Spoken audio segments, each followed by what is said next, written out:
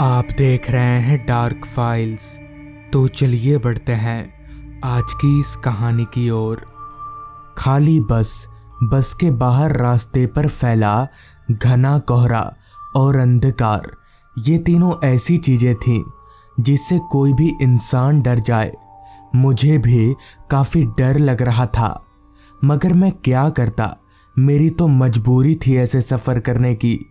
वरना अगर मेरी मजबूरी नहीं होती तो मैं ऐसे सफ़र करता ही नहीं। बस उस सुनसान रास्ते पर आगे बढ़े जा रही थी।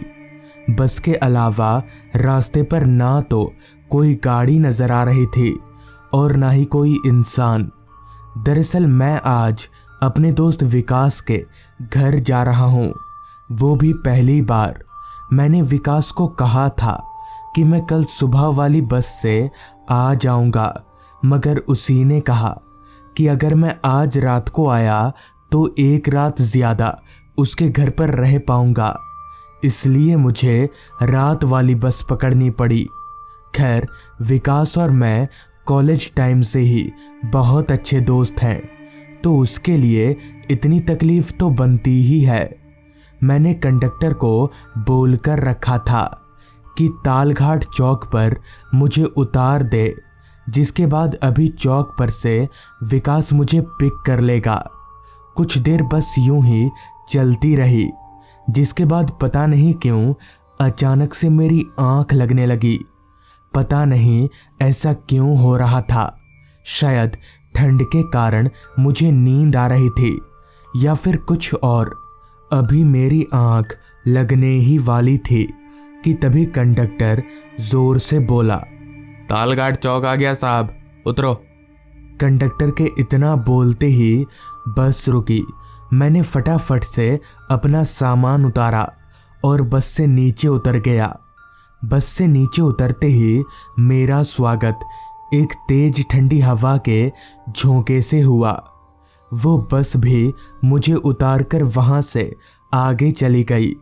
मैंने अपने जेब से फ़ोन निकाला और विकास को फ़ोन लगाने जा ही रहा था कि पता चला कि मेरा फ़ोन ऑफ हो चुका है। मेरी परेशानी एक ही झटके में पहाड़ जितनी बड़ी हो गई। मुझे समझ नहीं आ रहा था कि अब क्या करूं, विकास से कांटेक्ट करूं कैसे, क्योंकि विकास ने तो मुझसे यही कहा था कि तालघाट चौक पर उतरकर मुझे फ़ोन करना। मेरा घर पास में ही है, मैं बाइक लेकर आ जाऊंगा। पर अब मैं विकास को कैसे फ़ोन करूं, मुझे कुछ सूझ नहीं रहा था, क्योंकि उस रास्ते पर मेरे अलावा कोई शख्स नहीं था। पूरा का पूरा चौक खामोशी में डूबा हुआ था। अभी मैं वहाँ खड़े खड़े ये सब सोच ही रहा था कि तभी सामने से मुझे एक मोटरसाइकिल आती हुई दिखी। उस बाइक को देखकर मेरी जान में जान आई कि चलो अब मैं इस आदमी से उसका फ़ोन मांगकर विकास को फ़ोन कर सकता हूँ। मगर वो बाइक जब मेरे करीब आई तो मेरी खुशी का कोई ठिकाना ना रहा, क्योंकि वो बाइक सवार शख्स कोई और नहीं बल्कि खुद विकास ही था। विकास ने अपनी बाइक को मेरे पास लाकर रोका और बोला, क्या हुआ, फ़ोन क्यों नहीं किया तूने? इस पर मैंने जवाब दिया, अरे भाई मेरा फ़ोन ऑफ हो गया था, मैं कैसे करता फ़ोन। इस पर विकास बोला, चल कोई नहीं, बैठ बाइक पर, रात काफ़ी हो गई है। विकास के इतना कहते ही मैं उसकी बाइक पर चढ़कर बैठ गया। मेरे बैठते ही विकास ने बाइक को आगे बढ़ा लिया और हम लोग उसके घर की तरफ आगे बढ़ने लगे। रात हर पल गहराती जा रही थी। घड़ी की माने तो तब रात के 9:15 बज रहे थे। मगर एक चीज बड़ी अजीब थी, रास्ते पर कोई इंसान नहीं था। पर ऐसा क्यों? आखिर इतनी जल्दी ही रास्ता इतना सुनसान क्यों हो गया? मुझे कुछ ठीक नहीं लग रहा था। एक और बात मैंने अभी नोटिस की कि आखिर विकास को पता कैसे चला कि मैं उतर चुका हूँ। मैंने तो उसे फ़ोन किया ही नहीं। इस सवाल को मैं ज्यादा देर तक अपने जहन में रख नहीं सका और विकास से पूछा, विकास, तुझे पता कैसे चला कि मैं उतर चुका हूँ? इस पर विकास बोला, मुझे यहाँ आने वाली सभी बसों की टाइमिंग पता है, सब जानता हूँ मैं। विकास से ये सुनकर मुझे तसल्ली मिली।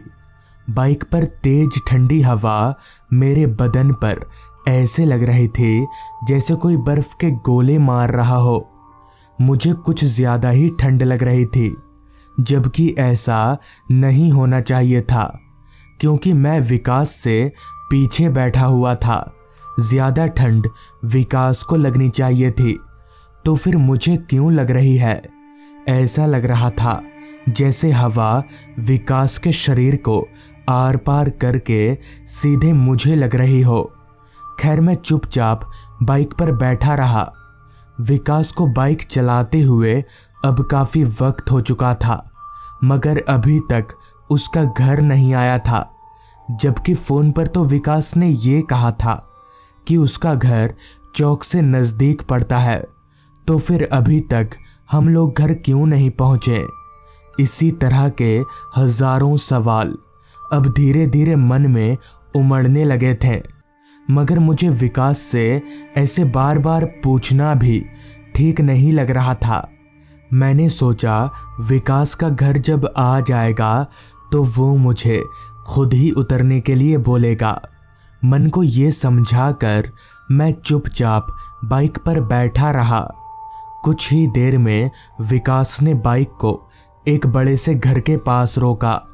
वो घर काफी बड़ा था, जो कि चांद की रोशनी में मुझे साफ तौर पर नजर आ रहा था। पर विकास का घर इतना बड़ा है ये मुझे उसने पहले बताया नहीं था। खैर, विकास और मैं हम दोनों घर के दरवाजे पर गए। विकास ने घर का दरवाज़ा सरकाया और हम लोग घर के अंदर दाखिल हो गए। घर के अंदर पूरा अंधेरा फैला हुआ था। घर के अंदर कोई लाइट नहीं जल रही थी, जिस पर मैंने विकास से पूछा, लाइट नहीं है क्या यहाँ पर? इस पर विकास ने लड़खड़ाती आवाज में कहा, हाँ, शायद लाइट चली गई होगी। चल, मैं तुझे तेरा कमरा दिखा देता हूँ, तू जाकर सो जा, बहुत थक गया होगा। विकास की बात सुनकर मुझे काफ़ी हैरानी हुई कि मैं पहली बार उसके घर पर आया हूँ। उसने ना तो मुझे खाने के लिए पूछा और ना ही मुझसे सही से बात की। विकास ऐसा तो नहीं था, तो फिर आज इसे हो क्या गया है? खैर, मैंने उस वक्त कुछ भी बोलना ठीक नहीं समझा और विकास के साथ घर के एक कमरे की तरफ जाने लगा। उस कमरे के दरवाजे तक छोड़कर ही विकास वहां से चला गया। मुझे पूरा यकीन हो गया था कि आज विकास के साथ कुछ तो गलत हुआ है। खैर, मैं उस कमरे के अंदर दाखिल हुआ। कमरे में एक पलंग लगा हुआ था और उसी पलंग के सिरहाने में एक कांच की खिड़की थी, जिससे चांद की रोशनी कमरे के अंदर आ रही थी। मैं उसी पलंग पर लेट गया और सफ़र की थकावट के चलते कब मेरी आंख लग गई मुझे कुछ याद नहीं, ना जाने कितनी देर बाद। मगर जब मेरी आंख खुली तो मेरे सर के पास वाली खिड़की में कोई बाहर से दस्तक दे रहा था।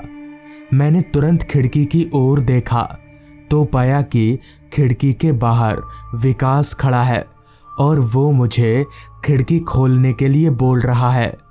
मैंने तुरंत खिड़की के कांच को सरकाया तो उधर से विकास बोला, जल्दी बाहर आ, यहाँ इसी खिड़की से आ जा। चूंकि वो खिड़की काफ़ी बड़ी थी तो मैं उसी से बाहर निकल गया। मेरे बाहर निकलते ही विकास बोला, तू यहाँ कैसे आया इतनी दूर? विकास की बात सुनकर मुझे काफ़ी हैरानी हुई कि आखिर ये ऐसी ऊटपटांग बातें क्यों कर रहा है। जिस पर मैंने कहा, तू ही तो यहाँ लेकर आया मुझे अपनी बाइक से। इस पर विकास बोला, तू जल्दी चल यहाँ से, मेरे पास कोई बाइक है ही नहीं और ये मेरा घर नहीं है। विकास की बात सुनकर मेरे होश उड़ गए। खैर मैं विकास के साथ उस घर से दूर जाने लगा। तभी रास्ते पर चलते हुए विकास ने कहा, तू जिस विकास के साथ यहाँ आया ना, वो बस एक छलावा था। अगर मैं सही वक्त पर नहीं आता तो तू मारा जाता। दरअसल यहाँ बहुत सी घटनाएं ऐसी हो चुकी हैं। उस घर में बहुत से लोग मर चुके हैं। आगे विकास ने बताया कि वो मुझे फ़ोन करने की काफ़ी कोशिश कर रहा था, मगर मेरा फ़ोन लग ही नहीं रहा था। विकास मुझे देखने के लिए चौक पर भी गया था, मगर मैं उसे वहाँ पर मिला ही नहीं। तो वो समझ गया कि मैं कहाँ मिलूँगा, इसलिए वो अपनी जान पर खेलकर मुझे बचाने आ गया। तो इस तरह से उस रात मेरी जान बच गई। विकास की पूरी बात सुनकर मुझे समझ आ गया कि क्यों बाइक पर मुझे काफ़ी तेज ठंड लग रही थी और क्यों वो विकास मुझसे अजीब तरीके का बर्ताव कर रहा था। खैर उस रात मेरी जान बच गई, यही काफ़ी है। तो दोस्तों, ये थी आज की कहानी। अगर आपको ये कहानी पसंद आई हो तो चैनल को ज़रूर सब्सक्राइब कर लें। तो मैं आपका दोस्त आर्यन जल्द ही मिलूँगा आपसे ऐसी ही एक कहानी के साथ।